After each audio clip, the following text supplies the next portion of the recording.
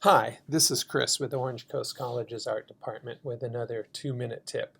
Today, let's look at making a perspective grid like this. This is a 2-point perspective grid, and turning on that layer is a 3-point perspective grid. But let's figure out how I got this set up and made those layers. I started with a gray background and then went down and found the Polygon tool, and that's within this flyout on all these other Polygon tools. So I'm going to select that guy there. Then I want to go up and make sure I've got the maximum amount of sides, and that's 100. So I typed that in. And then under these option palette, I want to make sure I've got the star checked and that I indent the sides by 99%. So what this will give us is a star with 100 sides with the maximum indentation. So let's zoom out and see what that looks like. I'm going to go over here off my canvas, and where I might normally have a vanishing point low on my canvas where a horizon line would be, and then click and drag and bring out this star. And so I've got the beginnings of a perspective grid. Now 100 sides is usually not enough, so the first thing I do is I go and I copy, and then I paste, and then I free transform this new polygon. So I'm just going to rotate it slightly. I'm going to try to get it halfway in between. And so I've rotated that second polygon right on top of the first. And then I'm going to hit enter when I got it the way I like it. And we've got now a 200-sided polygon. And that's a pretty good amount of lines to work from on a perspective grid. So if we don't like black, let's go ahead. I'm going to double click the layer icon. Well, you can change that to white or any other color that you prefer. I'm also going to retitle this left VP so I know which vanishing point is which. At this point, I can control click on my layer, duplicate it, and I'm going to go ahead and call this one the right VP. And then go to my direct selection tool, make sure I select enough of this to get both of those polygons, and I'm going to move it over to the right side. And I can get away from my horizon line accidentally, but if I hold down shift, it'll constrain it to just a horizontal move.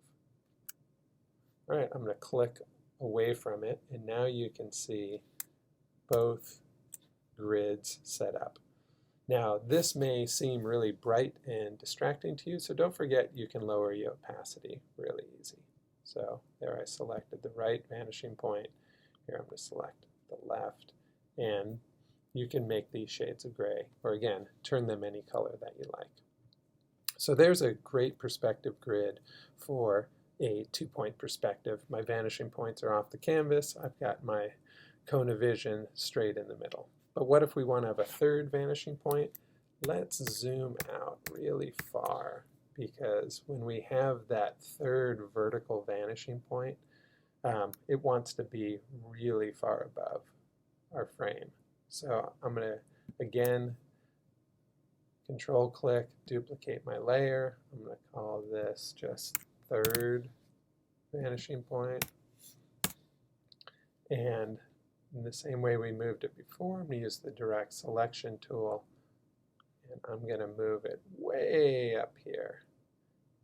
And then I'm going to use the free transform tool, and this time I'm going to hold down option and shift and make it larger around the center so I can get it just covering my canvas with a few points of that star. When I have it the way I like it, I hit enter, I hit the direct selection tool, and now we can zoom in, and you can see there's our perspective grid with a slight cant to those verticals that gives us that third point perspective.